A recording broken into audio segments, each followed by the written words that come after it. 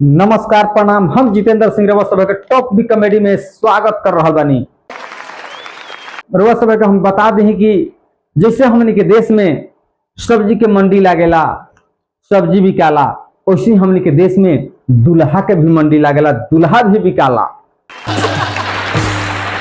तो दुल्हा जौन बार वो सब ध्यान देविया कि दुल्हा कई प्रकार के होखेले, दुल्हा कई वैरायटी के होखेले। यहाँ बहुत लोग के पता भी ना हो, तो जेकर नहीं खे पता ओकरा के हम बतावल चाहतनी कि चूहा के बाजार में दुल्हा बिकाता। एगो कोई बाप बुलावत रहे दोनों हाथ से, आवा लोग आई जा आ 3 फीट 2 इंच के दुल्हा ले जाई जा। तो हम कहनी कि कितना में देबो? तब तो कहलस कि कितना तू लेबो? तब हम कहने कि ए भाई हम तो लेब एके, लेकिन वाजिब दाम लगावो। तब कहलस कि देखा ए भाई, अभी हमार बहनी के टाइम बा, जा तहरा के 50,000 लगा दे। तब हम कहनी कि 50,000 बहुत ज्यादा बा। हम कहनी कि 50,000 बहुत ज्यादा बा, काहे कि दुल्हा तहार तो आधा बा।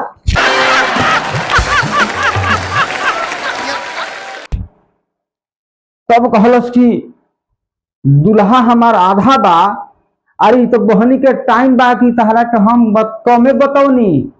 ई बहनी के हमार टाइम बा, यही से तहरा के हम कमे बतौनी। आ ना तो कल 2.5 फुट के दुल्हा के हम 80,000 पवनी।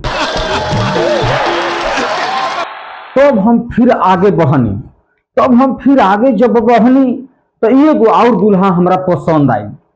तो अकेला ही रहे। तब हम ओकरा से पूछनी कि काहे भाई तहार बाबूजी नहीं खन आइल का? तब कहलस कि ना बाबूजी आइल रहलन, हम अकेले ना आई रही, लेकिन बाबूजी अभी बिका गईले। तब जाके फिर हम आगे बढ़नी। जब हम फिर आगे बढ़नी तो एगो साइन बोर्ड लिखल लौकल। वो साइन बोर्ड पर लिखल रहे दुल्हा के लूट, ओकरा नीचे लिखल रहे कि 31 तारीख तक 10% के छूट।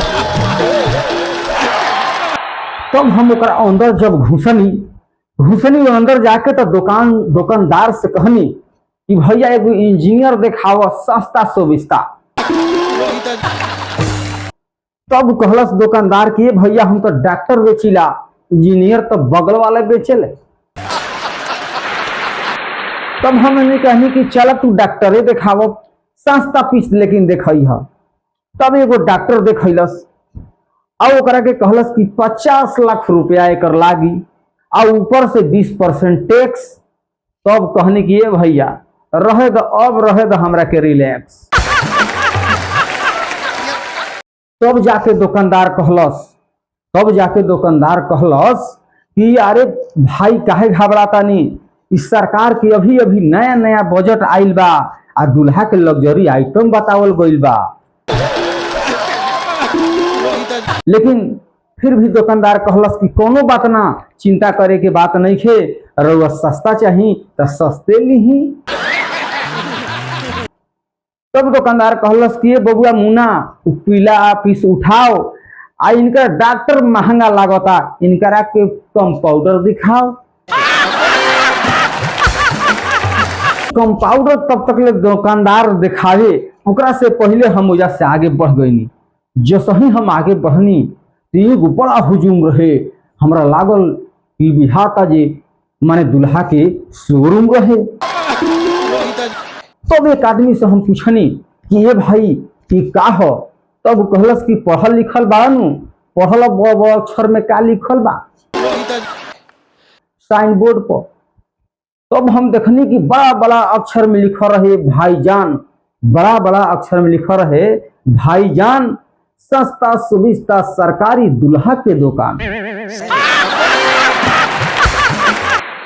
बोलक कि दुल्हा बुक होता, बोलस कि दूल्हा बुक होता, दूल्हा राशन कार्ड पर मिलता। हम यही पूछनी कि हमार कब नंबर आई कि दूल्हा आजे मिल जाई।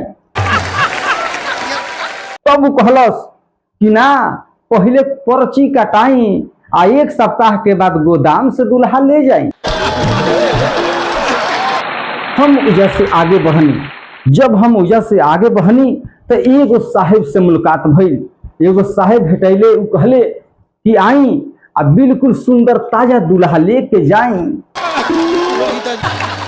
तब हम भीतर गईनी। जब हम भीतर गईनी तो देखनी दूल्हा, ताजा दूल्हा आ पीछे दाम। आ दुकानदार कहलस कि 500 रुपया के 250 ग्राम। हम कहनी कि 250 ग्राम में कतना दूल्हा आई, 250 ग्राम में कतना दूल्हा आई, आ 500 रुपया में का पूरा दूल्हा बन जाई।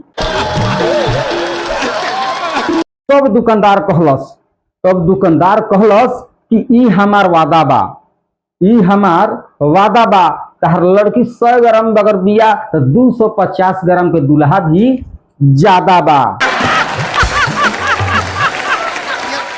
250 ग्राम कम बा तो 60 किलो का तौलाव आ 1,30,000 रुपया लगाव। तब हम फिर वजह से आगे बढ़नी और देखनी कि एगो दुकान खाली रहे। फिर देखनी कि एगो दुकान आगे खाली रहे, ओहिजा एगो उदास महिला चुपचाप बैठल रहे। तब हम जाके ओहिजा महिला से पूछनी कि रउआ कौन वैरायटी के दूल्हा बेचीला।